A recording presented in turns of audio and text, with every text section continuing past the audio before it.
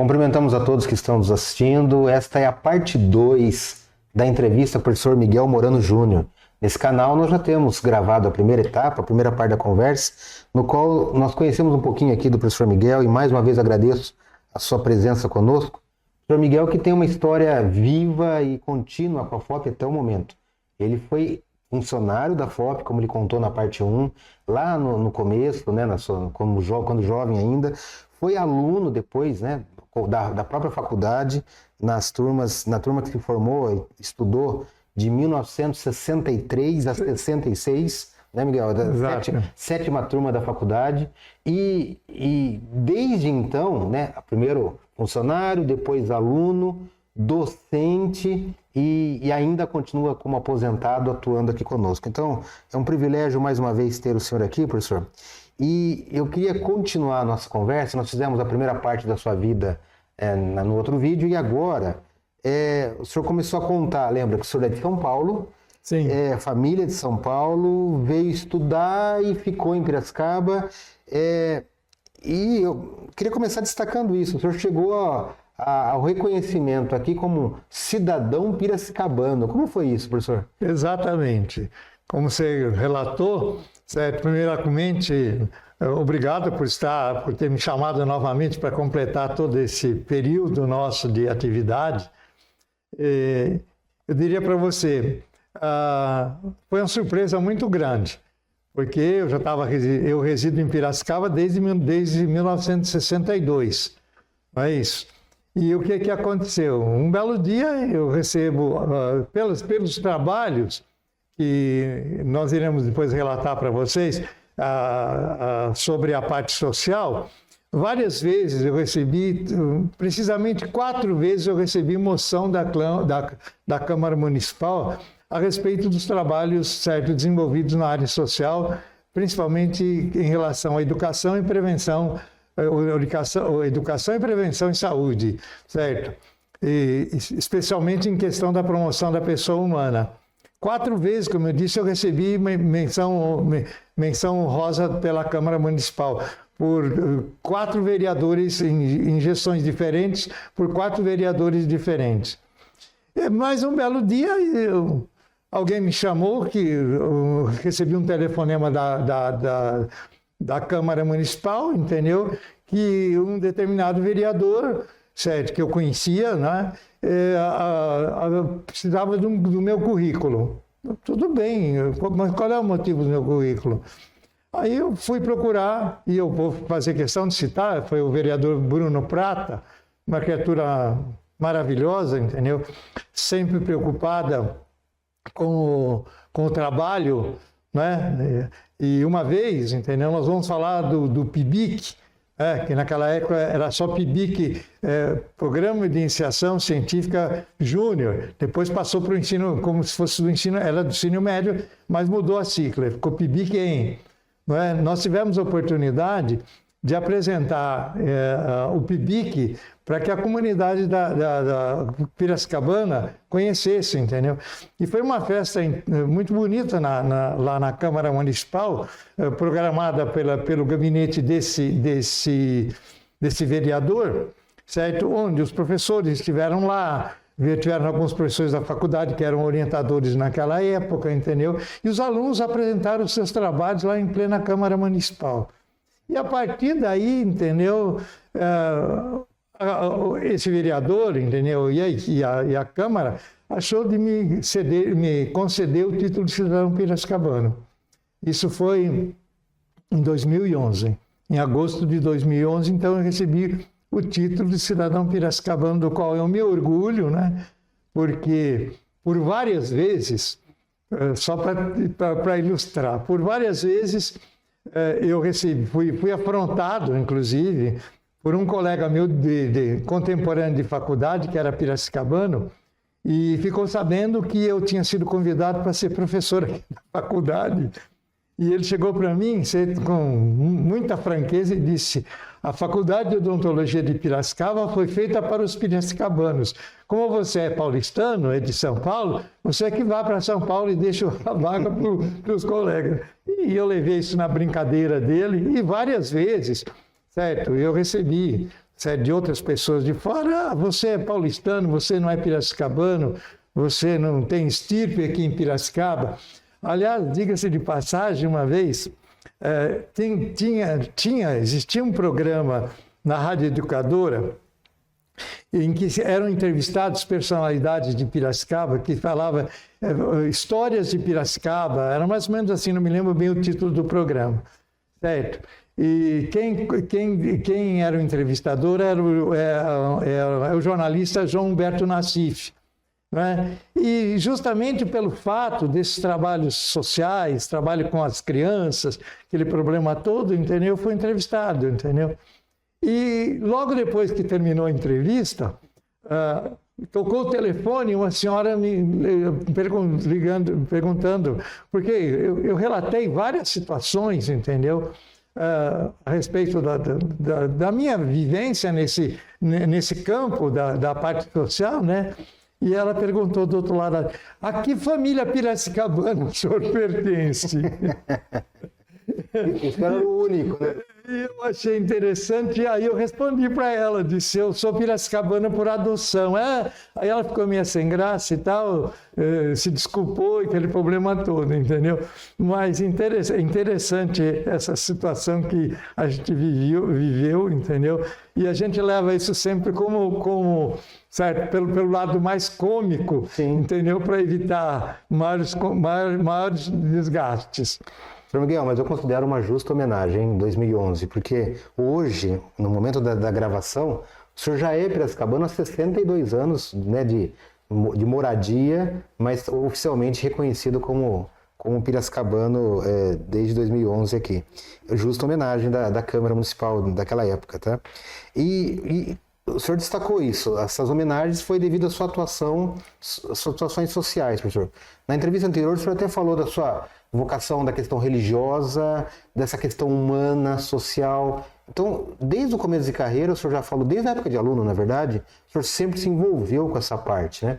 E eu queria que o senhor contasse pra gente, se a gente for em ordem cronológica, talvez o Projeto Rondon seja um dos primeiros, né? Muita gente não conhece, professor. O que foi esse projeto e qual a sua participação nele aqui junto com o pessoal da FOP aqui? Veja lá, o Projeto Rondon tinha duas frentes. Era o Projeto Rondon regional e o Projeto Rondon nacional, certo? O Projeto Rondon foi criado pelo governo federal, né? E era uma oportunidade dos estudantes das universidades, entendeu? Se deslocarem nos períodos de férias, em princípio eram em períodos de férias, certo? Para municípios, né? Ou da região, certo? De onde existia a universidade, certo? Ou em caráter nacional. Em primeiro momento, ele foi desenvolvido em caráter regional. Certo? E a Unicamp foi convidada a participar. Todas as universidades foram convidadas a participar. E a grande maioria delas, certo, aderiu a esse processo. E nós da FOP também fomos convocados nesse particular. Certo? E o que aconteceu? Aconteceu que alguém deveria ser o responsável por esse trabalho. E o que aconteceu? A primeira pessoa indicada, na época, foi o professor Fausto Berzin, de saudosa memória, que foi meu colega de turma, inclusive. Mas o Fausto, certo, começou todo um trabalho, mas havia necessidade de reuniões constantes, certo? Organização com estudantes, ele tinha muito acesso aos alunos da faculdade naquela época, e ele tinha muita dificuldade. Aí o que aconteceu? Com essa minha ligação com a juventude de Piracicaba, diga-se de passagem que eu era líder da juventude de Piracicaba, porque naquela época eu era jovem também, eu era líder, entendeu? Era uma pessoa de confiança do bispo da diocese naquela época, que era o Dom Anísio Melilo, e então eu tinha acesso. Certo, eu tinha uma comunidade jovem, Essa comunidade jovem se reunia do lado da igreja, onde era o antigo seminário, aqui na Praça da Matriz da igreja, onde se reuniam os jovens A maior parte, assim, jovens moradores daqui da Vila Resende. E era um grupo, começou um grupo jovem, nós começamos com 4 pessoas, começamos com 4 pessoas. E a coisa foi crescendo, certo, com os jovens. Aí um belo dia, uma das catequistas ali da paróquia, certo, estava preocupada que os meninos tinham terminado aquela fase, certo, de preparação para o crisma, e não tinham como continuar. E me chamou e perguntou se eu tinha condição de, certo, assumir mais um grupo de jovens, entendeu, que estavam se preparando. Eu disse que não tinha dúvida nenhuma, porque eu tinha uma equipe bacana, uma equipe já bem formada, que podia me ajudar nesse particular. E a minha comunidade começou a crescer e crescer bastante. Isso tornou um ponto de referência. Certo? Naquela época, eram várias comunidades aqui na cidade de Piracicaba. Nós tínhamos uma comunidade junto à Catedral, tínhamos uma comunidade aí da Vila Resende, tínhamos a comunidade lá junto ao Seminário Seráfico São Fidélis, tínhamos uma comunidade junto à Igreja da Paulista, e eram várias as comunidades, e várias foram se formando, e naquela época, certo, surgiu um movimento de juventude que foi idealizado pelo padre Haroldo Ram, que era um padre jesuíta, famoso, entendeu, com várias publicações, era um padre americano, que trouxe aqui para o Brasil a renovação carismática católica. E o padre Haroldo, certo, baseado nos cursilhos de cristandade, o padre Haroldo idealizou o treinamento de liderança cristã, que chamava-se TLC. E, na verdade, todos nós, entendeu, que participávamos ali, por orientação do bispo, deveríamos passar por esse treinamento de liderança cristã. E aí foi a oportunidade que eu tive de entrar em contato com outros universitários, certo? Não só da Unicamp, mas de outras faculdades, entendeu? Que moravam em Capivari, moravam em Rio Claro, que faziam parte do contexto da Diocese de Piracicaba, que são várias cidades que fazem parte. Eu citei 2, mas são várias cidades que fazem parte, e esses jovens iam para o treinamento, certo, para servir, certo, de líderes religiosos, certo, nas futuras comunidades. E desenvolvendo todo esse trabalho, entendeu? Fui a Campinas, entendeu? E numa reunião, certo, do regional, do nosso regional, entendeu? Representando a faculdade, certo? E dentro da própria Unicamp havia outros professores também que faziam parte desse grupo, e esses professores eram de outras unidades da Unicamp.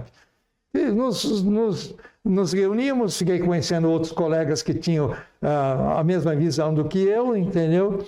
E foi amadurecendo a ideia, porque a ideia era de se fazer um campus avançado em Cruzeiro do Sul, no Acre, que era uma proposta do Projeto Rondon Nacional para a Unicamp. Sim. Certo? Muito bem, mas isso dependia também de um treinamento dos alunos e uma série de circunstâncias, que não vem ao caso agora. Bom, o que aconteceu? Um dado momento, um casal residente aqui no município de Anhembi, vizinho aqui de Piracicaba, nos procurou.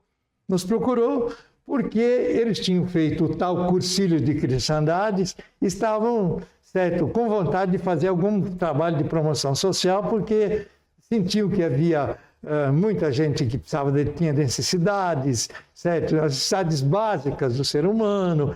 Ali era uma cidadezinha muito pequenininha, certo? Criada como município, e havia necessidade de uma série de circunstâncias que deveriam ser realizadas, entendeu?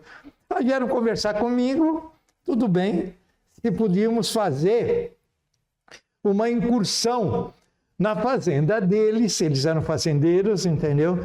Porque tinha muita gente com dor de dente, com problemas dentários, funcionários da fazenda e funcionários de outras fazendas que eles conheciam. Muito bem. Qual foi a minha ideia? Fui ao professor Fausto, entendeu? Falei. Ele falou, Miguel, se você tem disposição, vá. Entendeu? Faça. Bom, o que é que nós fizemos, entendeu?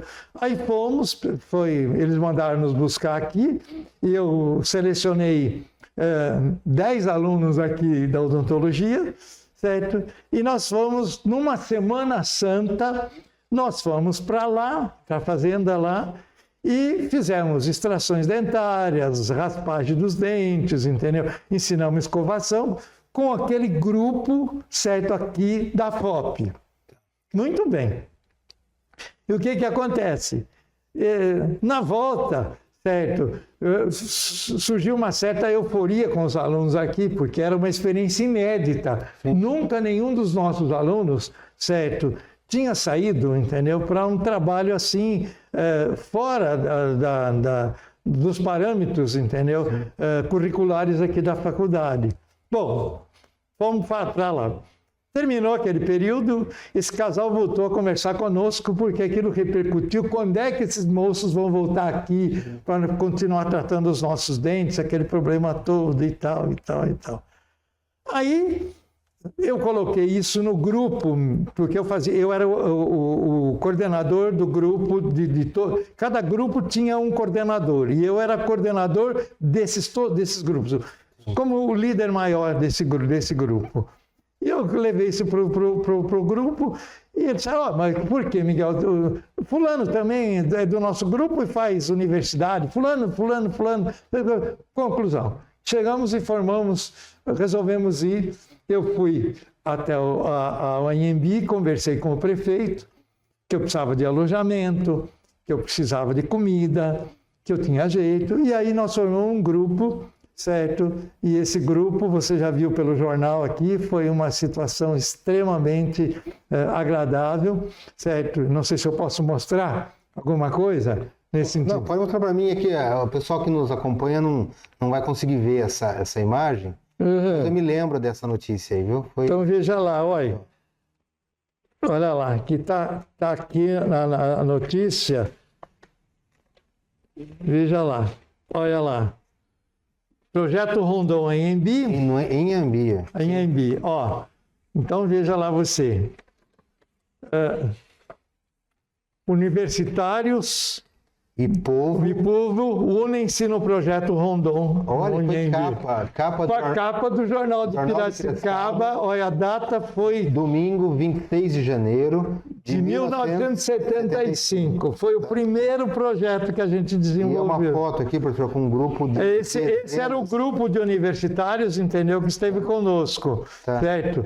Além dos universitários, haviam vários jovens que estão aqui, a grande maioria na primeira fila. Acho que dá para você perceber aqui, eu sou o terceiro, da esquerda para a direita, de óculos escuros, certo? Então, o que acontece? Vários jovens que foram, certo? Nós chamamos a equipe de manutenção, porque tinha que manter limpeza, tinha que ajudar na cozinha, certo? Tinha que ajudar as atividades nesse particular, e foi isso que aconteceu.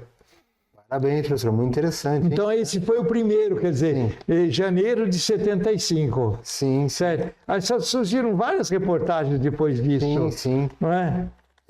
Dando detalhes da ação de vocês. Verdade, né? E fizeram, então, o Rondon aqui em Anhembi. Isso, foi o primeiro Rondon na Anhembi. Sim. Onde foi Rondon regional, onde nós tivemos o apoio da coordenação regional, que naquela época, por Anhembi pertencer à região de Sorocaba, era o pessoal de Sorocaba que vinha aqui que nos assessorava. Então, eles mandaram medicamentos, eles mandaram, certo, tudo que a gente precisava, entendeu?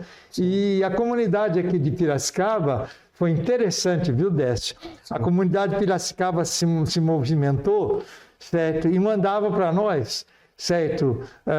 Cada 2, 3 dias, entendeu?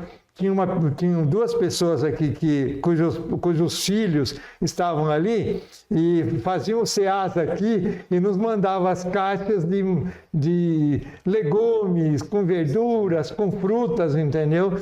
Nós chegamos a ganhar, certo, de uma fazenda famosa ali na região, eu não me lembro o nome da fazenda agora, certo? Mas era, inclusive, o gerente da fazenda, seu Carlos, isso eu me lembro bem, ele tinha um filho que era professor em Araraquara, certo? E ele ficou todo tocado, entendeu? E ele deu um boi, certo? E esse boi serviu de alimentação, deu um boi já espolado para a gente, entendeu? Sim. Era uma fazenda de produção, certo? E ele nos mandou, deu um boi que ficou frigorificado lá, e era que serviu de alimentação para nós durante os 20 dias que nós permanecemos em Anhembi. Parabéns, professor. Eu vou só citar para quem está nos assistindo a reportagem de página inteira aqui do Jornal de Piracicaba, dando detalhes aqui, ó, os grupos, né, das faculdades de agronomia, enfermagem, educação física, educação, alimentos, serviço social, medicina e odontologia, claro. Verdade, né? Verdade. E no título aqui, tá aqui, ó, professor Miguel Morano Júnior, da FOP, coordenador geral. O senhor estava coordenando o projeto. Parabéns, viu? E esses alunos que você viu, a grande maioria deles pertenciam àqueles grupos religiosos, sim, certo? E outros que nós tivemos a oportunidade, aquela história, né? O amigo fala para o colega e o colega se interessa e vem, entendeu? E a coisa aconteceu dessa maneira. Então, esse foi o primeiro projeto. Professor, dentro do nome dos alunos, eu reconheci um deles ali, tem vários, mas Antônio Martorelli. Sim, foi professor da FOP depois, né? O Martorelli, certo, que Deus o tenha, entendeu, de saudosa memória, era muito meu amigo, era ligado. E foi na época que ele foi presidente do Centro Acadêmico que ele nos ajudou. Tá. E eu me lembro de um fato, certo? Quando colocamos todo o porque nós fomos 2 vezes para o Anhembi, tá, 2 vezes seguida. Na primeira vez o Martorelli não foi, na segunda vez o Martorelli foi. Certo? Essa primeira reportagem que você viu é da primeira vez. Na segunda vez o Martorelli foi. Certo? Aliás, na primeira vez, certo? Eu lembro de alguns nomes que você conhece também. O Reinaldo Salveiro, que foi o presidente do museu, que foi presidente do Centro Acadêmico. Tá. O José Lopes, do Carmo Filho, que é dentista aqui na cidade. Certo? Deixa que ver que eu me lembro mais. Acho que de momento eu me lembro só desses 2 que estavam lá conosco, mas tínhamos mais, porque a equipe de odontologia era muito grande. Certo? Um fato que eu te conto, aqui existia a escola de enfermagem, certo? De nível médio, que depois foi incorporada à ITEC, tá, certo? E a esposa do professor Merzel era professora da escola. Não sabia. E através dela eu tive acesso ao professor Libardi, que era o diretor da escola, e a escola participou, certo, praticamente em todos os projetos depois, certo? Pois ela foi incorporada à ITEC e não teve mais condição de participar. Você vê que coisa interessante, sim, que estava acontecendo. Então voltamos a falar do Martorelli. O Fernando Martorelli, era muito meu amigo, sim, certo? E nós, quando ele foi presidente do Centro Acadêmico, entendeu? E nós, várias vezes eu fui a São Manuel, que era a cidade dele, para palestras, dentro desse contexto de grupo jovem, certo? Tínhamos uma afinidade muito grande. Tanto é que na época que eu era seminarista, certo? A comemoração, certo, religiosa da formatura dele foi feita aqui no saguão da faculdade, certo? Vários colegas meus da faculdade vieram, certo, com indumentárias de seminarista, e nós trouxemos um diácono que era colega nosso de faculdade, recém-ordenado diácono, certo, que fez a cerimônia da formatura da turma do Fernando Martorelli. Poxa. Que eu não lembro que número era a turma dele.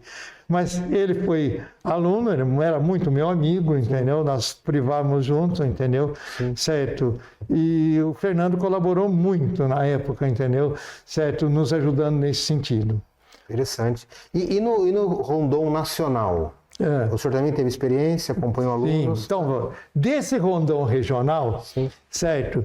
surgiram, por exemplo, saíam daqui da faculdade depois para vários lugares aqui. Por exemplo, existia aqui na região sul do estado de São Paulo, precisamente em Jacupiranga, existia um campus, certo, ali, certo? E vários alunos nossos foram atuar nesse campus, certo? Em outros locais que eu não me lembro bem, mas vários alunos nossos foram atuar nesse campus. A partir daí, aqueles mesmos jovens que tinham participado de outros projetos, que participavam do grupo religioso, certo? Começaram a nos cobrar. Por que você não leva isso para a minha cidade? Aí começou o seguinte, por que você não leva para a minha cidade? Certo? A minha cidade também tem gente que tem necessidade, certo? É difícil esse particular, papapá. Aí, certo, como é que nós temos que fazer? Para fazer um trabalho como esse, vamos ver se o projeto Rondon Regional nos apoia. Fui a Campinas e a coordenadora chamava-se Josefina Coló, certo? Uma criatura maravilhosa. Ela disse, Miguel, não tem problema nenhum, se você quiser desenvolver o trabalho, nós vamos poder desenvolver nesse particular, eu te apoio no que for possível, entendeu? Você arregimenta todos os meninos e naquele modelo do projeto Anhembi, a gente começou a montar, só que, certo, como era oriundo de um projeto religioso, nós chamamos Operação de Integração Comunitária. Certo? E esse projeto durou 12 anos. Então, todas as férias de julho, porque no governo Collor, ele acabou com o projeto Rondon. Quando o projeto estava no auge, ele acabou com o projeto Rondon. Certo? Aí o que acontece? Esse projeto durou 12 anos. E a primeira cidade que nós fomos visitar e começamos o trabalho foi a cidade de Corumbataí, que é do lado de Rio Claro. Certo? E até hoje a gente mantém, certo, laços com esses jovens, entendeu? Muitos se conheceram, alguns se conheceram, namoraram, casaram, porque a moça era de uma faculdade, o rapaz era de outra. Aí começaram a vir faculdades lá de Minas Gerais, do Espírito Santo. Começaram a vir faculdades que vinham, certo, através do contexto do grupo religioso, um comentava com o outro, porque havia um aqui de Piracicaba que fazia a parte de engenharia elétrica no sul de Minas, outro que fazia não sei aonde, e foram trazendo colegas e se desenvolveu todo um trabalho que durou 12 anos. Você me perguntou do campus avançado. O campus avançado, ele tinha uma sede separada na cidade de Campinas. Eu não me lembro aquela avenida do Castelo, onde tem o castelo ali, sim, tem uma avenidona. Campinas. Tinha uma sede ali. E tinha um coordenador, certo? Que era o professor Drago, certo? Eu não sei de que área ele era, mas o professor Drago Romano era o coordenador, certo? Do Grupo Técnico Universitário, chamado GTU, Grupo Técnico Universitário. E desse Grupo Técnico Universitário, certo? A molde do projeto Rondon Regional, certo? Se formou um grupo de coordenação. Então, certo, o primeiro coordenador que foi para esse trabalho foi o Fausto, certo? Mas ele desistiu, certo? Aí acharam, eu estava bastante ocupado com esse programa mais regional, entendeu? Aí indicaram o professor Benhur V. Moreira, que era da odontologia social, certo? E havia um período de mandato para cada grupo nesse particular, certo? E o terceiro coordenador fui eu, certo? Então, como é que a coisa funcionava? De 40 em 40 dias, um grupo, certo, de alunos da universidade, às vezes acompanhado de algum professor que tinha interesse em alguma pesquisa mais relativa à região lá da região amazônica, certo? Acompanhava os alunos, né? Então, nós íamos até o aeroporto, a gente preparava os alunos, eles se inscreviam, eles eram selecionados, no caso por mim, quando eu fui o coordenador, né? E eles iam para Campinas, certo? Completava-se ali o treinamento mais específico e depois eles eram já selecionados, tinham que tomar uma série de vacinas, era complicado. levava praticamente 30, 35, 40 dias para preparar o aluno para ir lá para o Acre, lá para Cruzeiro do Sul, no Acre, para ficar lá onde estava já o campus avançado. Mas o campus avançado tinha a colaboração e, vamos dizer assim, até mesmo a proteção do Exército. O batalhão que ficava lá, entendeu, era quem cuidava do alojamento, da alimentação e da proteção e a parte logística dos universitários que ficavam lá. Era o pessoal, os oficiais do Exército, os soldados que serviam aqui naquele batalhão. Bom, aí como é que a coisa acontecia? No dia marcado, vinha a turma que chegava, certo? Se confraternizava com o pessoal que ia embarcar, e a gente dizia assim, era festinha lá abaixo da asa do avião da FAB.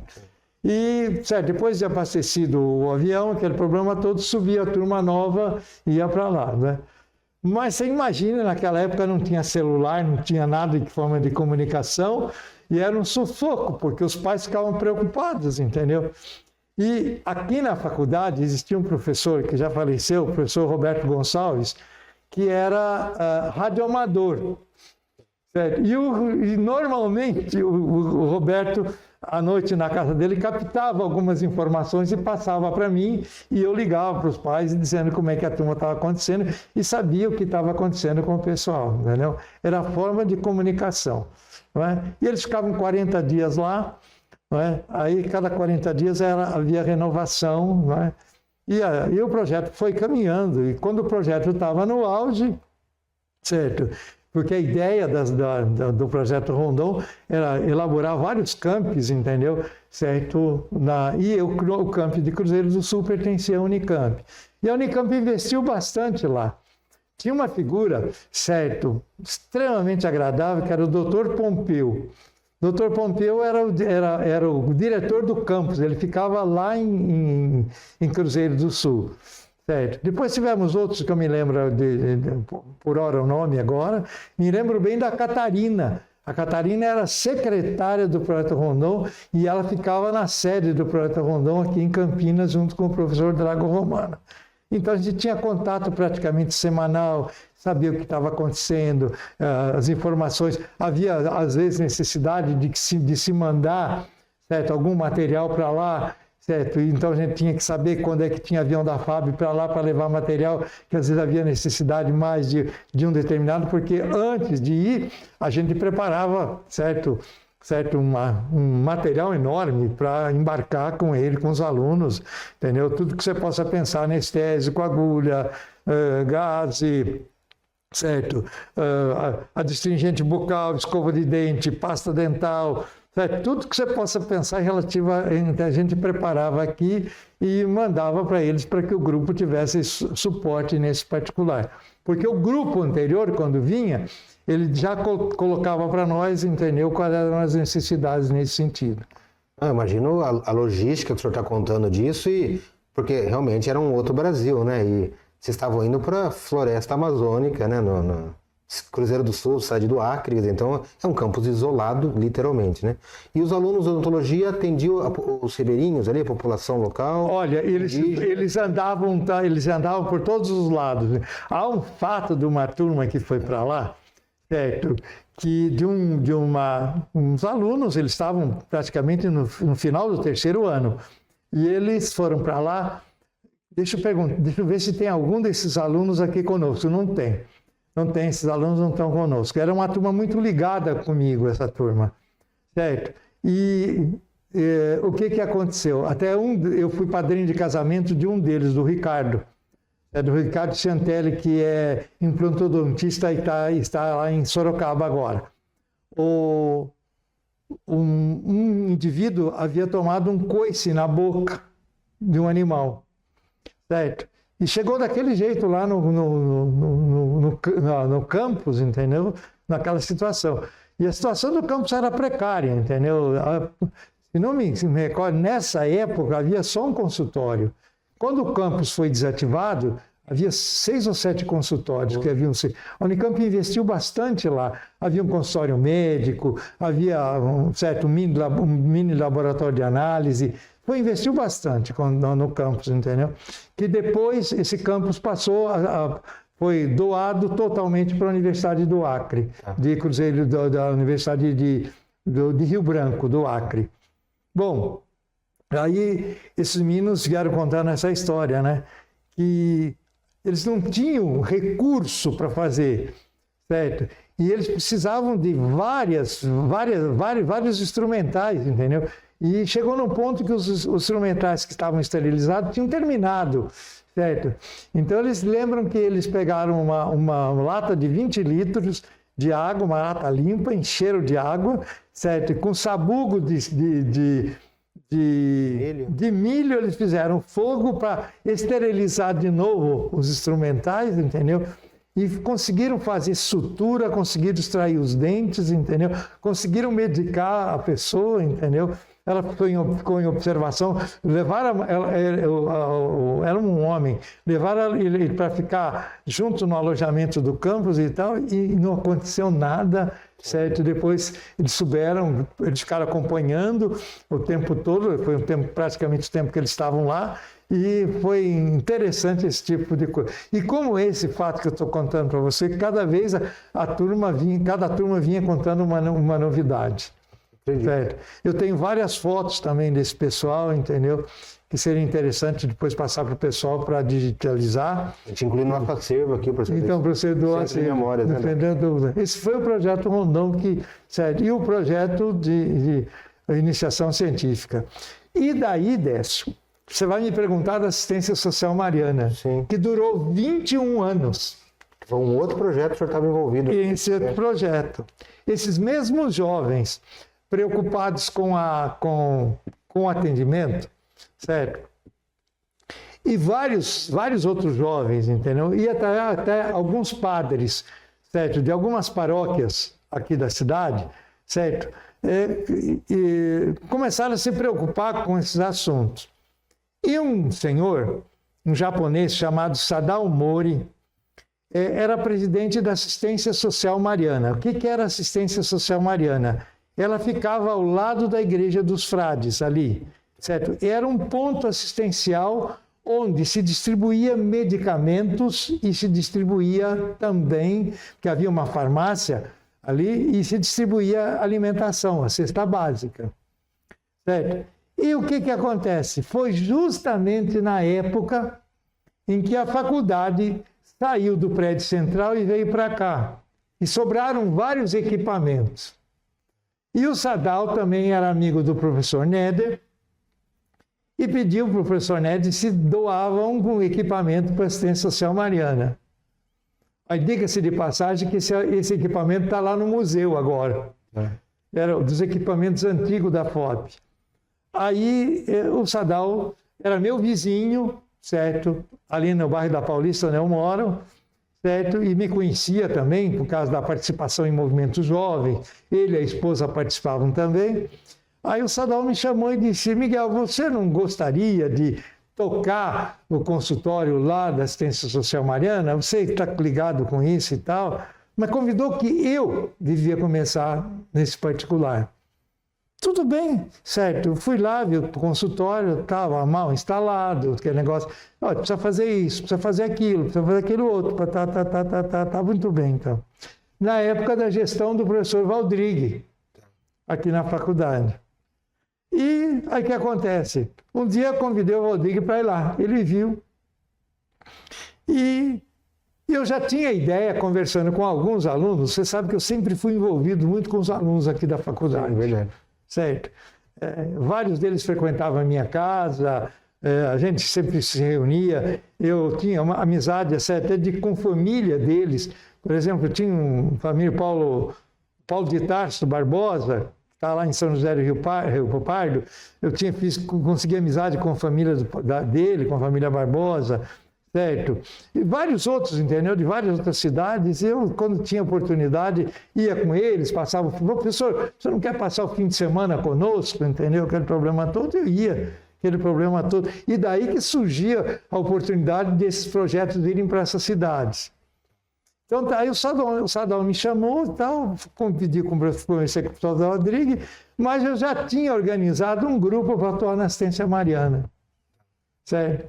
E eu chamei os meninos que a gente estava a fim de trabalhar, e os meninos estavam a fim de trabalhar, a fim de aprender, certo? E montamos a assistência social no período noturno. Aí começamos 2 vezes por semana, depois 3 vezes por semana, depois a semana inteira. De segunda a sexta-feira, certo? Nós atendíamos na assistência mariana, certo? Das 7 horas da noite até quando Deus queria, porque às vezes complicava uma cirurgia e ia além, certo, do horário. Certo? Em primeiro momento, eram aquelas pessoas atendidas pela assistência social mariana. Sim. Depois a coisa se expandiu, certo? Que nós tivemos que fazer uma certa triagem para poder fazer. Porque chegava gente lá, entendeu? Com problemas que nós não tínhamos condições por causa da infraestrutura de desenvolver. E nós encaminhávamos aqui para a faculdade. Sim. Quantos casos nós não encaminhamos aqui para a faculdade? Certo? Aí eu comecei a contar com o apoio do pessoal da cirurgia, com o pessoal da Pério, certo? Enilson Salum participou, que hoje é professor nosso, entendeu? Quem mais? Wilkins. Participou também? O Wilkins também participou da assistência. Márcio Lopes participou da assistência social. Todos foram alunos e são professores hoje, sim. Finado Zaia, sim. Deus o tenha, sim. Certo? Também participou conosco. Sim. Quem que eu me lembre mais que está aqui agora na faculdade, que participou da assistência mariana, mas me lembro, acho que foram mais ou menos esses que estavam agindo conosco lá. E aí a coisa tomou o rumo, entendeu? E foi crescendo. Aí houve uma situação interessante. Havia um presidente do centro acadêmico, o apelido dele era Xaxá, o Xaxá, certo? Ele era de Indaiatuba. Era um rapaz muito bacana, eu esqueci o nome dele, só me lembro do apelido dele agora. Aí o Xaxá fez uma campanha, certo? Vendendo, conseguiu umas escovas dentais, entendeu? E ele fez uma campanha vendendo escovas dentais, e nessa campanha ele comprou 2 equipamentos, certo? Que foram doados agora para o museu, porque a assistência social mariana acabou, certo? E nós instalamos esses 2 equipamentos. Depois, houve um professor da faculdade, certo? Que era da dentística, e esse professor era Luiz... acho que a idade já está chegando, está batendo, viu, certo? Era o Luiz... Não é o professor... Não é o Beto. Não é o Beto, não. Era outro professor. É o professor Luiz. Que chega o professor Luiz. Bom, esse professor tinha fechado o consultório dele e tinha entrado em tempo integral aqui na faculdade. Aí ele doou esse consultório também. Então nós tínhamos o original nosso, 2 que o centro acadêmico tinha comprado, esse professor doou mais um, certo? E houve um dentista da cidade que trocou o consultório dele e deu. Na verdade, nós tínhamos 5 consultórios. Entendi. Então, toda noite, iam 10 a 15 alunos trabalhar lá. Nós montamos um mini laboratório de prótese, que contava com o apoio dos alunos do Colégio Técnico de Prótese, que me ajudavam, certo? A fazer a parte básica das próteses, entendeu? Nós chegamos a fazer em um ano 40 pares de dentadura dessa. Foi um absurdo, certo? Mas por que o pessoal colaborava, os alunos colaboravam? Porque a grande problemática que se apresentava na assistência mariana era problema periodontal, certo? Eram problemas de extrações, e a maior parte das pessoas que se apresentavam era para reabilitação, porque precisavam de prótese, que não tinham dentes na boca. E a coisa durou 21 anos, até que, dado momento, um frade que assumiu a direção da província aqui do estado de São Paulo, entendeu? Achou que nós estávamos fazendo, em vez de fazer promoção humana, nós estávamos fazendo assistencialismo, começou a criar um monte de dificuldade, e eu me aborreci, e os alunos também esmoreceram, entendeu? E paramos com o projeto, mas durou 21 anos. Poxa vida, que com certeza fez a diferença na vida de centenas de pessoas, pelo jeito, hein, professor, nesse tempo, hein? Ou milhares, né? Veja uma coisa, eu tenho aqui um dado, se eu posso passar para você, está até aqui comigo. Aqui, ó. data de junho de 2003, foi quando junho de 2003, certo? Aqui, diz aqui, você quer ver uma coisa? Um ano de atividades, certo? Porque de Ciência Social Mariana passou para chamar FAP. E aqui fala, certo, tudo sobre o que aconteceu com os alunos na época. Daqui já estou vendo citando o seu nome aqui na reportagem. Então, programas da FAP, entendeu? Certo? A clínica de odontologia, certo? O grupo que atendeu 20 gestantes, porque aí nós criamos até um programa de atendimento para gestantes, entendeu? Interessante. Então, mas foi muito interessante, foi extremamente proveitoso e era interessante, Décio. Eu tinha muitas atividades, eu tinha atividade do consultório e tinha atividade aqui na faculdade. Mas eu não via a hora de chegar lá. E apesar de chegar até tarde da noite, eu não ficava cansado, eu voltava realizado, entendeu? Sim. Houve uma época, Décio, que o bairro do Novo Horizonte aqui, a maior parte dos pacientes que vinham do Novo Horizonte, porque eram atendidos pela Assistência Social Mariana. E chegava no horário, não tinha mais ônibus para ir para o bairro. Quando era para vir, eles vinham. E depois? Aí, teve um presidente do centro acadêmico, que hoje é dentista, né?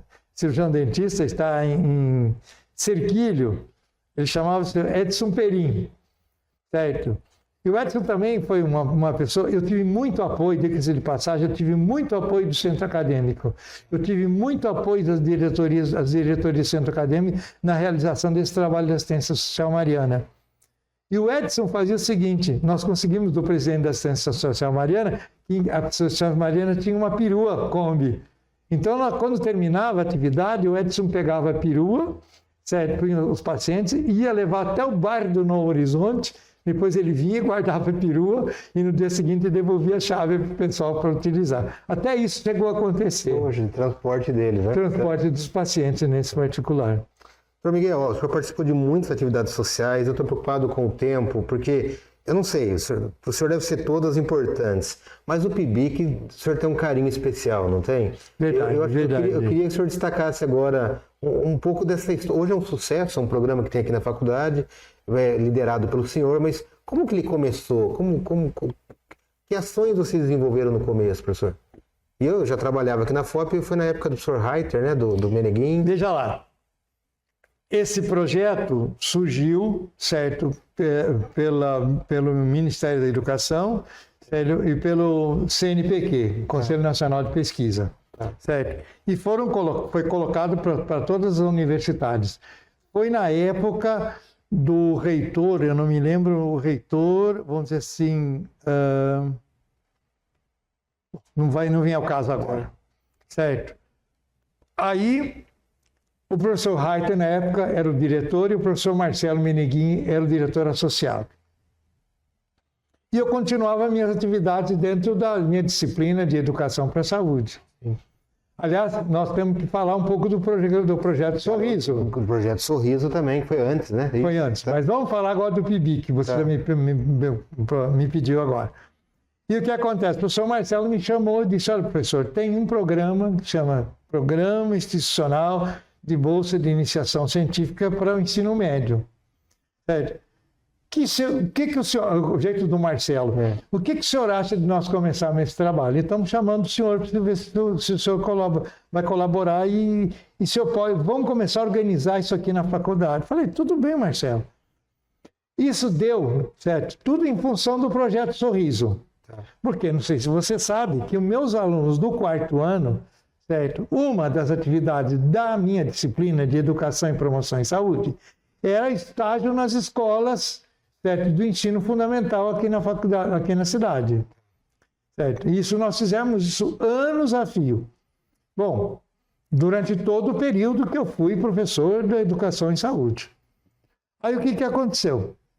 O senhor tem acesso às escolas e você tem que ver como é que as coisas pode acontecer, aquele problema todo. Aconteceu que eu fui à diretoria de ensino, o dirigente de ensino, certo? Era uma pessoa extremamente acessível, se tornou meu amigo, certo? E me autorizou a ir às escolas e expor o projeto. Mas eu fiquei um pouco temeroso, certo? Mas como é que a gente vai trabalhar nesse sentido? Vamos começar com uma escola só. E o diretor do Sul de Menuce, do Instituto Educacional Sul de Menuce, eu conhecia desde garotinho, porque ele foi meu vizinho, certo? Quando eu morava na Rua 15 de Novembro. Aí eu fui, chama-se Ângelo Cobra. Eu fui ao Ângelo e coloquei para ele o problema. Ele disse, ô Miguel, é uma oportunidade, entendeu? Que horário vai funcionar? Certo? Naquele tempo, certo? Não havia escola de tempo integral. Certo? O ensino médio ou era de manhã ou era tarde. Certo? Nesse caso aqui do coisado, no período da manhã. Isso vai funcionar assim, assim. Expliquei como é que era o PIBIC, certo? Que era, os alunos iriam... A escola, cada professor da escola que tivesse interesse, o professor da faculdade que tivesse interesse, montava um projeto, esse projeto ia para a reitoria de pesquisa, ele era aprovado, certo? Esse professor teria direito a 3 alunos, né? Esses alunos teriam uma bolsa de R$100 na época, não é isso? E ficariam praticamente um ano, certo? A começar de agosto, certo? Onde eles desenvolveriam um trabalho de pesquisa em alguma pesquisa que o professor ou colaboraria numa pesquisa que já estava em desenvolvimento ou se criaria alguma pesquisa específica para esses alunos. Bom, os primeiros alunos foram 7 alunos, certo? E vieram do Sul de Menuce. Deram um trabalhão tremendo porque o professor Ângelo mandou os alunos que só criavam problema para ele lá. Certo? Mas esses alunos se engajaram e daí, certo? Começou para uma escola, certo? E o projeto data de 2008. São 17 anos praticamente. É isso. E aí eu vim coordenando o trabalho, todo esse trabalho, e vim aí, a coisa se desenvolveu em todas as escolas, houve interesse maior, certo? Aí começamos a desenvolver trabalho com os alunos, apresentar, porque pelas normas do projeto, no final das atividades, o aluno teria que apresentar no encontro de pesquisa da Unicamp. Sim. Nós criamos o encontro de pesquisa aqui na FOP. Certa coisa foi desenvolvendo, porque você já conhece esse Sim. tipo de coisa. E eu fui envolvendo outros professores. Certo? Alguns professores dos novos, entendeu? Nos ajudaram na parte de orientação.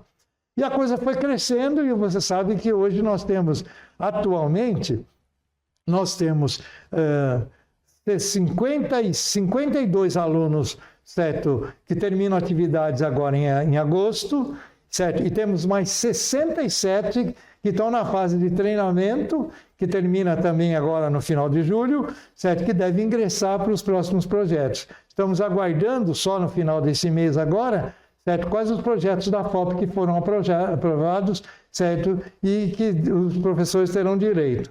E a coisa mudou um pouco, porque de R$100, quando houve a mudança do presidente da República, certo? O CNPq passou a pagar R$300.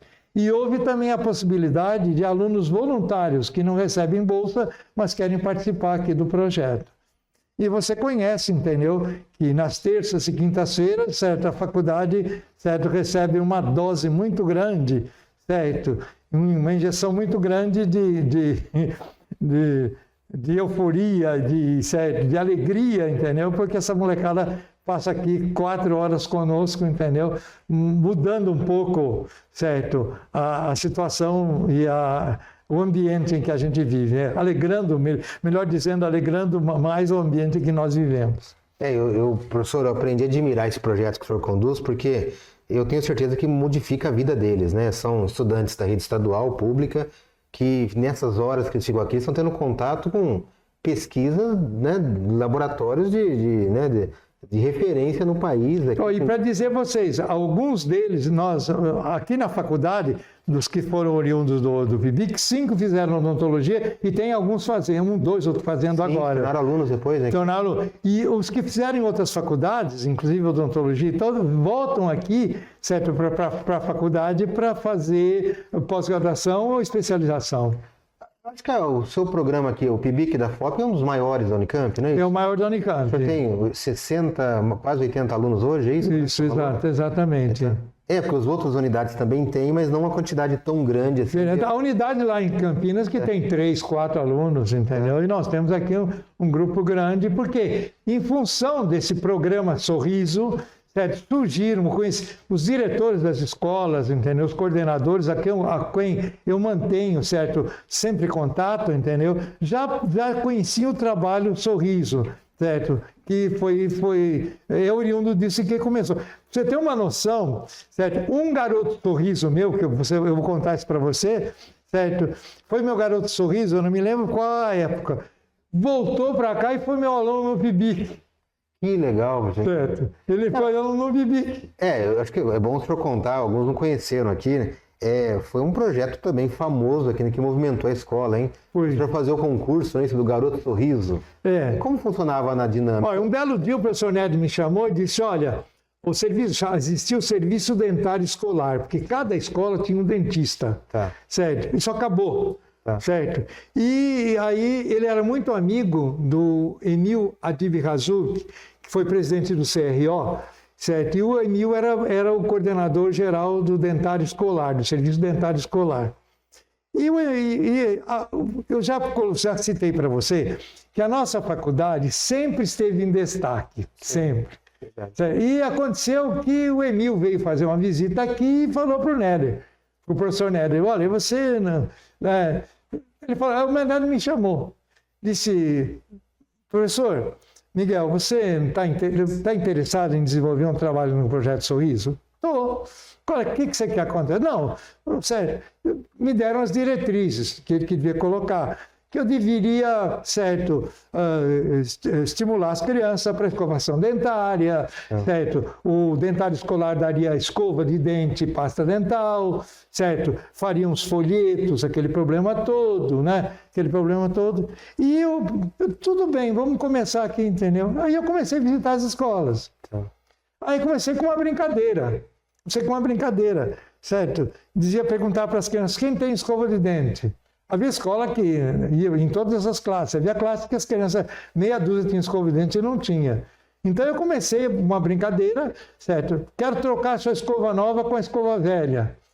Certo? Aí eu passava um filminho que eu tenho até guardado até hoje. Certo? Vou passar para o acervo da faculdade. Eu te passava um filminho, as crianças ficavam todas alegres, entendeu? Aquela história toda. Distribuía pasta de dente, escova dental, aquele problema todo e tal. Disso surgiu todo um trabalho de se fazer, certo? Poesias a respeito dos dentes, redação através dos dentes, certo? E aí, quando eu assumi a minha disciplina, falei, puxa vida, já tenho esse trabalho de sorriso, vamos dinamizar isso. Conversei com a coordenação de graduação que havia essa possibilidade, porque os nossos alunos já faziam, certo, estágio, nos estágios extramuros. Diga-se de passagem, eu fui coordenador dos estágios extramuros aqui da faculdade, certo? Existia em Paulínia e existia aqui no serviço no som, serviço odontológico aqui, certo? E aí o que acontece? Conversando com tal, comecei a formar os grupos, os alunos começaram a fazer os grupos e uma parte, o segundo semestre da minha disciplina era desenvolvido uma vez por semana nas escolas, onde os alunos desenvolviam todo esse trabalho. Aí um aluno chegou para mim e disse, professor, certo, não seria interessante, entendeu, para estimular, entendeu, a criança, oferecer um prêmio, aquele negócio todo e tal. Digo, tudo bem. Aí começamos, certo, já no segundo ano, no ano seguinte, nós começamos a criar o Dia de Saúde Bucal aqui na faculdade, com uma brincadeira chamada Maratona de Escovação. E aí as escolas competiam uma com outra, entendeu? E fazíamos as crianças escovar os dentes. O primeiro escovódromo aqui da faculdade foi na época do professor Gadrig, onde hoje é a sala do CEPAI. Ele tirou todas as pias que estavam lá no prédio central, que não tinham mais utilidade, e colocou naquela sala com um espelho grande, entendeu, nas paredes, e me deu para fazer esse tipo de trabalho com as crianças. Esse escovódromo depois foi para dentro da clínica, com essa reforma saiu, e deu a ideia do escovódromo que hoje está lá fora. Na parte externa da faculdade? Na parte externa da faculdade, entendeu? Porque dessa nossa ideia, até uma empresa criou um escovódromo móvel que vendeu para as prefeituras e tal, aquele problema todo. Devo dizer para você que até hoje algumas escolas de ensino fundamental têm o escovódromo e as crianças escovam o dente após as refeições. Isso implantada pela nossa equipe que foi para lá. Aí criamos o Dia de Saúde Bucal aqui na faculdade, onde a gente não podia trazer todas as escolas, mas a gente escolhia, de acordo com o número de alunos, entendeu? Geralmente era 10 a 12 escolas. E essas 10 ou 12 escolas escolhiam a classe que tinha se destacado pela redação, pelos desenhos, certo? E pelas atividades, entendeu? Pelos jogos, atividades com as crianças. Certo? Eu vim aqui para a faculdade, passava uma tarde aqui na faculdade, onde nós oferecíamos um lanche, Sim. certo? Havia apresentação. Várias vezes eu trouxe a escola de circo, certo?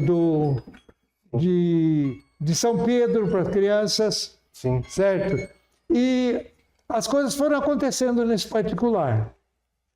Foram acontecendo nesse particular e durante todo o período que eu fui professor de disciplina, os meus alunos do 4º ano desenvolveram esse trabalho do Projeto Sorriso, certo? Hoje eu tenho, certo? Isso depois eu vou passar aqui para a faculdade, eu tenho mais de 500 fotografias de todas essas atividades. E o prêmio que nós dávamos era uma bicicleta. Eu me lembro disso. Imagina, a criançada enchendo o Salão Nobre. Isso. Para anunciar o vencedor. Os vencedores, nós fazíamos fotos de fotografia. Quem escolhia os garotos sorrisos eram os funcionários aqui da faculdade. Uma semana antes, lá no saguão, se colocava a fotografia e todo mundo votava. Certo? Aí ficou o garoto e a garota sorriso. Aí dava um prêmio para o garoto e uma bicicleta para o garoto e uma bicicleta para a garota, entendeu? Então, isso estimulou de uma tal maneira, entendeu? Que até hoje... Sim. Certo? Se a gente consegue fazer isso, por que não pode fazer isso de novo? Aquele problema todo, entendeu? Então, surgiu o programa Sorriso, certo? Certo, foi uma situação de época e que favoreceu durante muitos anos esse trabalho, enquanto eu era responsável pela disciplina. Poxa, professor, é pena que o nosso tempo está se esgotando, mas assim, o senhor desde a época de aluno da década de 60, o senhor já estava em atividades de extensão aqui, sociais, na cidade. O senhor citou já o Projeto Rondon, Assistência Social Mariana, o próprio projeto, o Garoto Sorriso foi nos anos 2000, né? Depois, né? Não, foi bem antes. Foi na década de 90, começou já? Mais ou menos na década de 90. Quando a gente fala... Não, espera um pouquinho, João Décio. O Projeto Rondon começou lá atrás ainda, anos 70. Certo? Isso, 70. Certo. Há duas coisas que eu gostaria de conversar, de relatar para você. Certo. O primeiro, que a partir desses trabalhos começaram a surgir aqui na faculdade as semanas de odontologia comunitária, certo? Que eu tenho aqui uma data, que eu posso até passar para você, que começou, se não me engano, foi na época que o professor Valdrigue era o coordenador que era o diretor da faculdade. Deixa eu olhar aqui se eu tenho aqui, até aqui, ó. Eu tenho a data precisa, foi...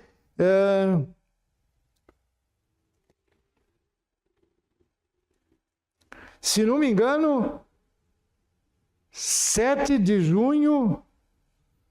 Beleza, não sei, está difícil para mim ler aqui. A primeira semana de odontologia comunitária, 7 de junho de 1983. 83. Em 83 começou esse trabalho do Garoto Sorriso. Puxa, desde aquela época. Desde aquela época.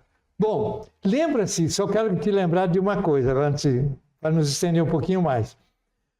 Quando eu fui coordenador do biotério, certo? E eu disse para vocês, a gente apanhava os cães que a prefeitura recolhia e vinham para a faculdade para servir de cobaia aqui para a faculdade.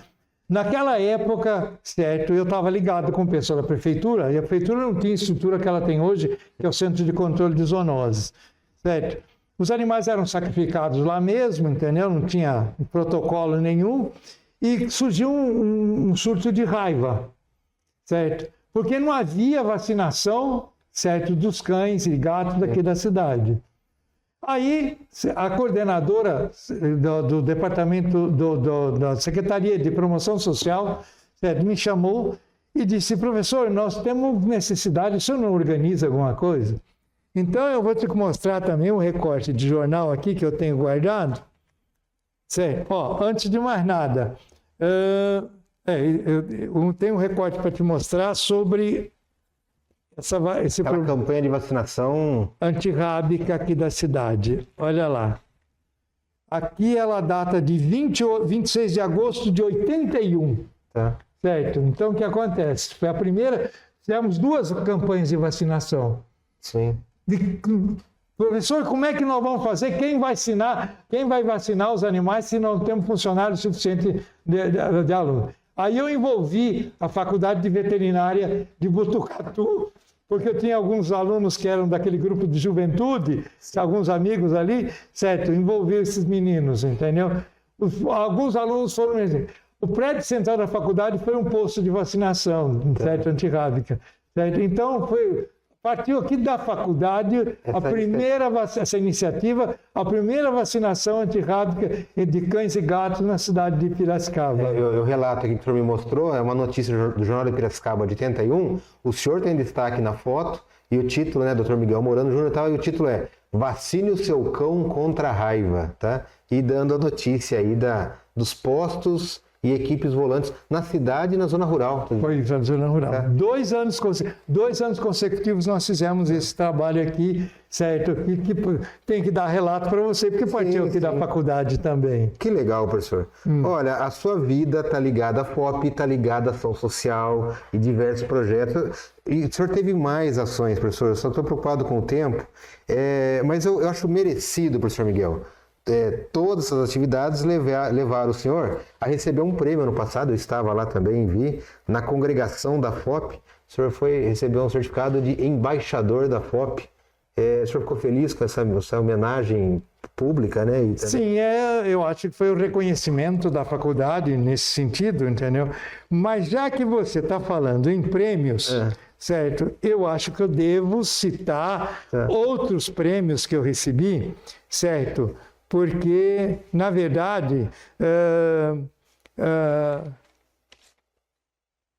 isso é fruto não só do meu trabalho, mas é fruto, inclusive, de uma equipe, certo? Então, eu gostaria certo? Se me permite, eu vou pegar aqui a relação para colocar para você. Em função disso, imagine você, em função disso, eu criei, da raiva... Tem tempo. Eu criei uma cartilha sobre a raiva, certo? Que foi editada pela prefeitura, certo? Isso foi criação nossa. E quadrinhos, né? Em quadrinhos nesse particular. Dentre as homenagens que eu recebi, certo? Eu recebi a medalha do centenário da odontologia, certo? Foi pela PCD de São Paulo, justamente por causa desse processo. Aqui na faculdade, só eu e o professor Néder que recebemos a medalha do centenário da odontologia. Já citei a você várias moções de aplauso junto à comunidade pela Câmara, por causa de vários projetos, inclusive um projeto específico chamado Pra Sorrir, certo? Que nós começamos a trabalhar com adolescentes nesse particular, certo? Não sei se você sabe que do lado da minha sala, lá no meu departamento, certo? Existe uma placa de bronze, certo? Que data do ano 2000, que os estagiários da área de educação colocaram. Sim, lembro. E lá tem uma frase... Homenageando o senhor, sim. Então, lá tem uma frase, e uma vez abrindo um trabalho que os alunos fizeram em umas escolas, vários deles me citavam e me homenageavam. E nessa frase diz o seguinte, que eu acho que é a frase que me identifica bem. Ao mestre que nunca poupou esforços na educação dos pequenos. Eu acho que essa frase marcou a minha atuação e marcou toda a minha vida, certo? Eu recebi o título de dentista do ano, certo? Indicado pela FOP, certo? Já falamos do título de cidadão piracicabano.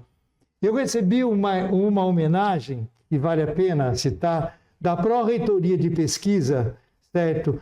Por atuação junto ao PIB, que eu sou o único professor da FOP que recebeu essa homenagem a um cartão de prata, que diz ali, certo? Pela minha atuação, pela minha forma de atuação, a Pró-Reitoria reconhecia e me prestava essa homenagem. Foi uma homenagem muito bonita, foi na época que o professor Jacques era o diretor da faculdade.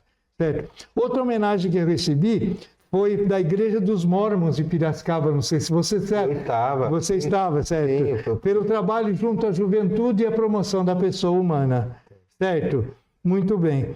E, por último, entendeu?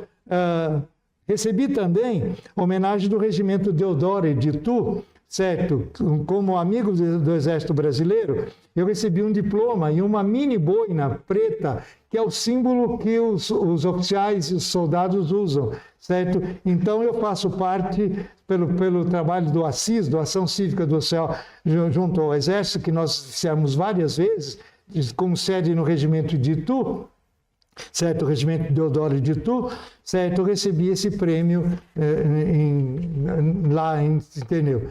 Certo? Recebi vários cartões de prata, certo? Do Rotary Club, de outras entidades, entendeu?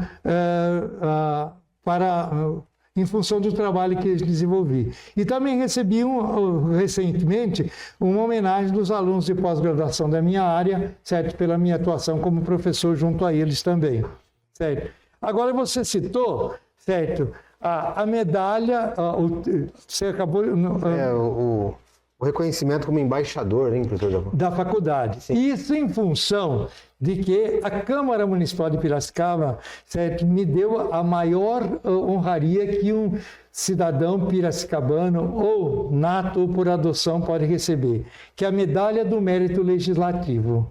Sim. Certo? Foi a homenagem que eu recebi da Câmara. Não sei se você estava presente, foi durante a pandemia, certo? Foi uma cerimônia muito simples, entendeu? Em que o Pedro Kawai, o vereador Pedro Kawai... Desculpa, eu estava sim aqui, ele veio aqui, não foi? Foi.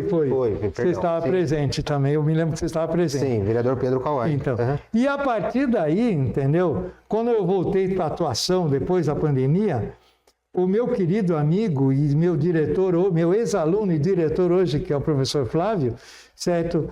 E apresentou para a congregação a possibilidade de me designar com o título de embaixador, certo? E eu aceitei de bom grado, porque eu acho que eu junto uma série de requisitos que eu possa representar a faculdade, deixando um pouquinho a modéstia de lado, eu posso representar a faculdade nesse particular. Agora, está faltando uma coisa. Eu vi que você perguntou para os outros. Você não perguntou da minha família. Verdade, não, sim. Agora a gente está indo para a parte final. Fale da sua família, professor. O que o senhor conta da... Eu conto que é da minha família, ela é minha família. Você se lembra que no começo da nossa entrevista, eu disse para você que eu tinha 4 vertentes. Sim. Certo? A natureza e os animais, sim, a história, certo? O ser humano, certo? E a religião. Sim. Certo? Então, o que acontece? Muito pouca gente sabe disso, entendeu? Do que eu vou contar aqui, certo? Para vocês. Eu fui um jovem normal, certo? Eu brinquei na rua, quando eu era garoto, eu fui um jovem com na minha época, entendeu? Filho de professores, entendeu? De classe média, alta, né? E a gente tinha todos os recursos, aquele problema todo. Fui um jovem que ia para os bailinhos nos finais de semana, certo? Quando eu fazia o colegial. Quando era do ginásio, não, porque era novo, mas quando fui para o colegial já tinha mais uma liberdade. Tenho que dizer para você que eu sou, já falei isso anteriormente, eu sou oriundo de 2 núcleos de italianos tradicionais, os 4 avós são italianos, entendeu? E toda uma... Certo? Na verdade, o domingo era o dia que nós tínhamos que ir à casa dos avós, certo? Onde tinha a famosa macarronada, entendeu? Coisa tradição da Europa, da Itália, que eles trouxeram, entendeu? E dizer para você, eu preciso citar algumas situações, certo? Pelo fato, entendeu? De eu ser uma pessoa que leva muito em consideração, certo? A pessoa humana, certo? Eu sempre digo para os meus alunos, se a gente for fazer uma análise do ser humano, eu digo isso para os alunos do PIBIC, toda vez que eles começam as atividades, o ser humano tem muito mais de positivo do que negativo. O negativo dele é muito relativo e o positivo, e a nossa função, entendeu? Que temos, certo, alguma formação é descobrir e trabalhar esse positivo. Essa é a minha filosofia. Em função disso, quando eu era muito jovenzinho, certo? Não sei se vocês vão acreditar, mas aconteceu isso comigo. Eu tive uma revelação num sonho, certo? Essa revelação no sonho foi o seguinte: olha, você não vai se casar. Você não pode ter filhos, porque se você se casar e ter filhos, entendeu? Os seus filhos serão problemas e você não vai ter estrutura para aguentar os seus filhos problemas, certo? Só que você não vai ficar sem filhos, você vai ter muitos filhos. Eu me assustei no começo, certo? E eu fui procurar o meu diretor espiritual e fui colocar com ele isso. Ele disse: olha, Miguel, isso é uma revelação, certo? Guarda isso para você. Em um momento oportuno você vai dizer isso para outras pessoas. E eu guardei, certo? Outra coisa que eu queria colocar para você: a mãe do meu pai era uma pessoa muito religiosa, certo? Uma italiana muito religiosa. Ela rezava o terço todos os dias. E eu, sendo o único neto homem, certo? E o mais velho, ela rezava para mim. Então, cada vez que eu encontrava, ela me chamava de Miguelzinho. Miguelzinho, vem aqui. A nona, que em italiano vovô é nono e vovó é nona. A nona prega, ela falava italiano. Ela já não conseguia mais falar em português, ela falava enrolado. A nona prega tutti i giorni, todos os dias, certo? Para Santo Expedito, para te dar uma boa memória. Certo? A nona reza todos os dias pelas vocações religiosas, certo? E a nona reza todos os dias para que Nossa Senhora te proteja. Olha lá. Bom, na verdade, isso se confirmou na minha vida. Porque desde cedo, entendeu? Desde cedo, desde pequenininho, eu lembro, eu tenho uma memória afetiva tremenda. Eu lembro que nas minhas brincadeiras com os meus primos, com as minhas primas, entendeu? A gente brincava aquele negócio todo, mas eu sempre achava de pegar um santinho, uma estampa de um santinho, naquele tempo tinha uma capelinha feita de metal, que era da minha avó, tirava, punha umas florzinhas lá, fazia umas orações, certo? E eu me lembro que os meus tios comentavam entre eles, certo? O Miguel é diferente dos outros. Quando em um dado momento ele se recolhe aquele problema todo. Isso perdurou durante toda a minha vida, certo? E até hoje, Décio, antes mesmo de vir para cá, certo? Eu não tenho mais condição de estar indo para a igreja por causa um pouco da minha limitação, mas eu assisto todas as manhãs a missa pela televisão. Todas as manhãs. Isso eu faço todos os dias. Faço todos os dias as minhas orações. Me preparo para vir para cá para ter as minhas orações. Certo?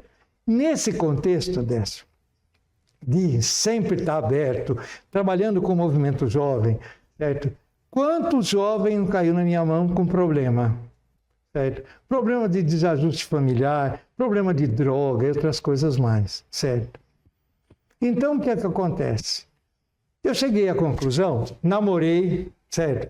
Se você perguntar para o Antônio Bento, perguntar meus colegas de turma, entendeu? O salão mesmo. Eu fui noivo, certo? De uma colega da esposa do salão, certo? Entendeu? Até ontem, quando eu fui no consultório dele, ele lembrou da história. Bom, o que acontece? Dentro dessa normalidade toda. Mas eu cheguei a uma conclusão, certo? Quando você perguntou de mim sobre o problema da teologia, por que eu não me ordenei padre? Certo? Aquela euforia toda da minha juventude, aquele trabalho todo da minha juventude, entendeu? Tinha uma conotação nesse sentido, certo? Eu tinha a propensão, certo? Desde a minha infância, daquela meta que eu te coloquei para você, que é a meta religiosa.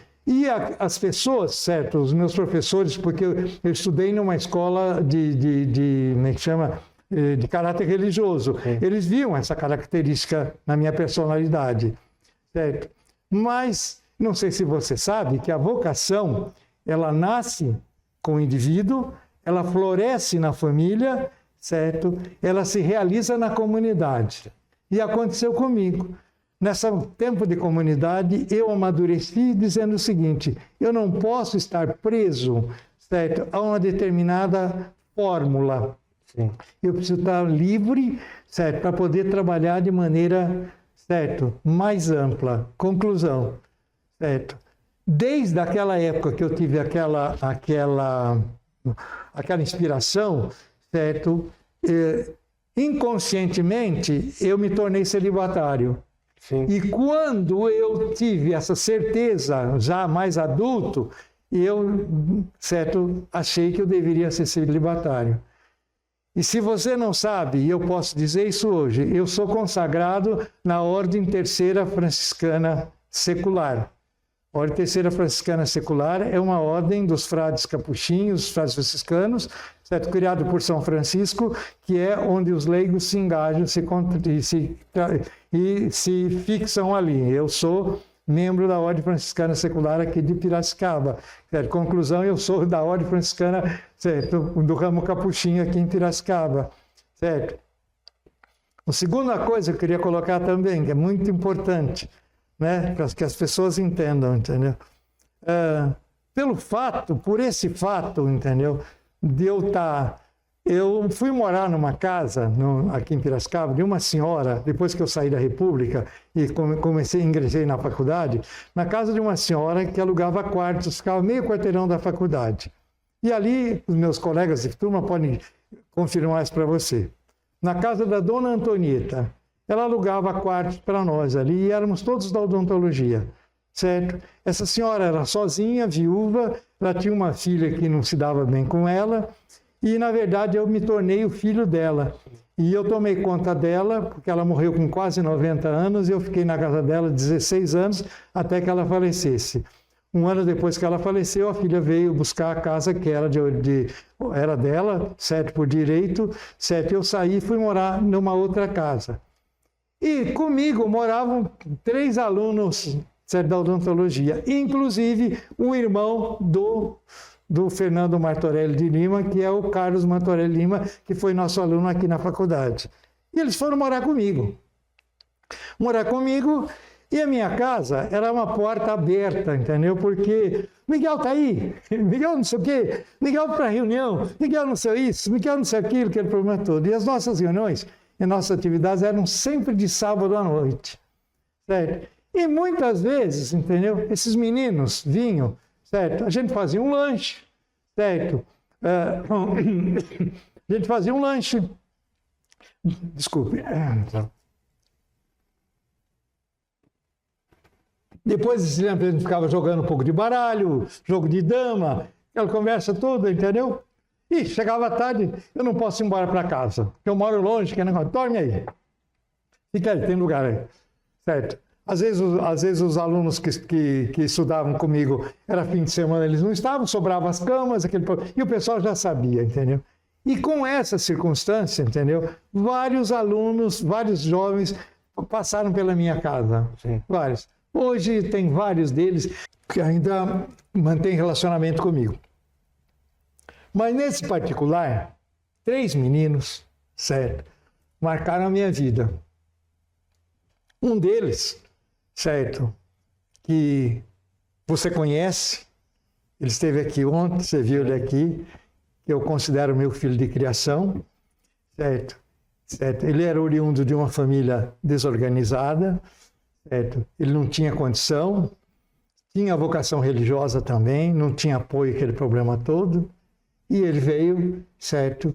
E quando 2 dos meninos que estavam comigo se formaram aqui na faculdade, certo? Ele pediu para vir morar comigo e já faz praticamente quase que 50 anos que ele está comigo. É o meu filho. É seu filho, como a gente chama. É meu filho, certo? É um filho. Não foi adotado formalmente, mas é o meu filho do coração. Sim. Certo? Atrás dele veio um outro rapaz, certo? que ficou menos tempo comigo. Esse rapaz se formou, ficou muitos anos comigo em casa. Ele se formou esse meu filho mais velho se formou em jornalismo, certo? O outro meu filho do meio, que eu também considero assim, ele se formou em farmácia e bioquímica, era um pouco aventureiro, foi para o Acre, certo? Casou-se com uma meteorologista, constituiu família, certo? E uma pessoa que tem Quando eu fiz 80 anos, ele esteve aqui me visitando, nós mantemos contato, ele tá saindo do Acre, agora vai morar aqui em Minas Gerais, que é a família dele de Minas Gerais e tudo. E um terceiro menino, que vem ser sobrinho desse meu filho mais velho, certo? Que eu chamo que é o meu filho caçula, que já está com 47 anos de idade. Ele veio comigo com 3 anos de idade, por causa de um problema de uma pneumonia, certo? E eu acabei assumindo esse menino, certo? Até que ele se casasse e ficasse comigo. Então, a minha família é uma família sobrenatural. Vem corroborar, certo? Porque eu sou um homem de fé. Vem corroborar com 2 coisas. A primeira, aquela revelação que eu tive de que eu não iria me casar, certo? Mas que eu iria ter muitos filhos. E eu tenho muitos filhos, certo? Não só os 3 que, na verdade, estão mais junto comigo, mas... E os seus alunos também, tanto, certo? Né? Não, e vários alunos, vários alunos que, certo? E que não só... Você tem uma noção, certo? O meu médico é meu ex-aluno, certo? O meu dentista é meu ex-aluno e o meu fisioterapeuta é meu ex-aluno. Não precisa falar mais nada. Sim. Entendeu? Você, então, nesse sentido. Então, eu constituí uma família sobrenatural, sério. Isso explica, muitas vezes, entendeu? Que eu fui abordado aqui na faculdade. Mas escuta, Miguel, você tem tudo para constituir uma família, mas ninguém conseguia enxergar o outro lado da minha vida, que era essa construção espiritual, certo? Que me veio de graça, Décio. A vocação, né? Me veio de graça, entendeu? Sim. Agora, o que eu faço, Décio? Certo? Por que eu sou desse jeito? Porque baseado como é que chama? Em textos evangélicos, certo? Ali diz São Mateus diz o seguinte: a cada um foi dado um dom e um talento, certo? E esse talento para se produzir, para aumentar, ele tem que ser trabalhado. Então eu não faço mais nada do que a minha obrigação, não faço mais nada de procurar trabalhar os talentos que Deus me deu, certo? A serviço do meu próximo. Sim. Então, as 4 metas que eu coloquei na minha vida, certo? Já desde o começo da minha vida, que eu sempre me entendi por isso, entendeu? Certo? Se configura nessa situação, entendeu? Então, eu acho que eu consegui colocar aqui coisas muito importantes que estavam guardadas no fundo do meu coração, mas que eu tenho que colocar. Tenho que colocar, certo? Porque isso é muito importante. E eu espero, entendeu? Que eu deixe, certo? Para a posteridade só uma coisa. Exemplo. O resto não interessa. Todas essas homenagens que eu recebi, certo? Eu diria para você, é em função do meu trabalho. Função. Às vezes até imerecidas, entendeu? Certo? E é aquilo que eu digo quando eu recebo homenagem. Eu não faço nada sozinho, eu faço sempre junto com os outros. Certo? A minha vocação é uma vocação comunitária, é uma vocação, certo, de trabalhar pelos outros junto com os outros. Certo? Eu acho que, não sei se faltou alguma coisa. Olha, professor, eu penso que quem assistiu aqui, que nos acompanhou em todos esses momentos, pode por contar essas passagens da sua vida, acho que confirmam a sua vocação e o seu sonho lá atrás, quer dizer, de ter uma vida de serviço. Eu fico muito orgulhoso, muito feliz de ter Não, é que me realiza. Quer dizer, e na verdade, Décio, apesar dos meus 86 anos, eu me reinvento todo dia. Sim. Eu me reinvento todo dia, eu sempre estou me arrumando e tal. Eu estou um pouco debilitado por causa desse meu problema de saúde, entendeu? Mas eu estou sempre me reinventando, certo? É isso que é importante, entendeu? Sim. Quer dizer, E não que eu tenha que deixar um legado, eu tenho que deixar um exemplo, Sim. certo? Se a minha vocação, certo, é trabalhar com ser humano e ser professor, eu quero ser lembrado como um bom professor. Sim, sim. Certo? Quero ser lembrado como um bom professor, entendeu? É isso que eu falei. Aquilo que eu coloquei, eu torno a repetir, certo? Aquela frase que esses alunos criaram, certo? Isso, assim, o dia que eu li essa frase, certo? Eu passei o dia todo meditando. Falei, meu Deus do céu, aonde que esses meninos foram encontrar isso? Certo? Foi justamente um aluno daqui da faculdade, que ele já era biólogo formado, Reginaldo, ele é de Paulínia, certo? Que era o coordenador do grupo e foi que apresentou esse trabalho. Eu vou qualquer hora mostrar esse trabalho para você, que eu guardo com muito carinho. Então, olha lá, ao mestre que nunca poupou esforços, certo? Na educação dos pequenos. Certo? Eu acho que diz bem do que eu sou. Perfeito. Diz bem do que eu sou. Muito bem. Entendeu? É que está o problema. Eu acho que por aí, eu acho que muitas coisas que estavam ocultas, vamos assim dizer, foram esclarecidas, certo? Muitas dúvidas que as pessoas tinham sobre a minha personalidade, acho que foram bem esclarecidas. Com certeza. Entendeu? Professor Miguel, a gente vai terminar a entrevista agora. Eu acho que é uma mensagem, o senhor já deixou várias mensagens aqui, mas assim, né, nós estamos o senhor está há 62 anos aqui na FOP, tá? E talvez a gente tenha que marcar uma entrevista mais para frente, daqui a uns anos, porque o senhor ainda continua ativo, ou seja, o senhor está aqui conosco toda semana, então com certeza o senhor vai ter mais projetos ou mais ideias para compartilhar também com a comunidade, tá? Por hora eu gostaria de agradecer. Muito obrigado. Eu que tenho que agradecer a paciência que vocês têm comigo, vocês funcionários, certo? Vocês, meus colegas professores, que têm muita paciência, certo, para comigo, certo? E me tratam como se fosse, certo, um bibelô, certo? E na verdade, certo, tudo isso depende daquelas pessoas às quais, entendeu? A grande verdade é o seguinte, um dia eu comentando com a professora Karina, eu disse a ela o seguinte, que eu quando bato nas portas precisando de alguma coisa para os meus alunos, eu nunca saio de mão vazia. Sim.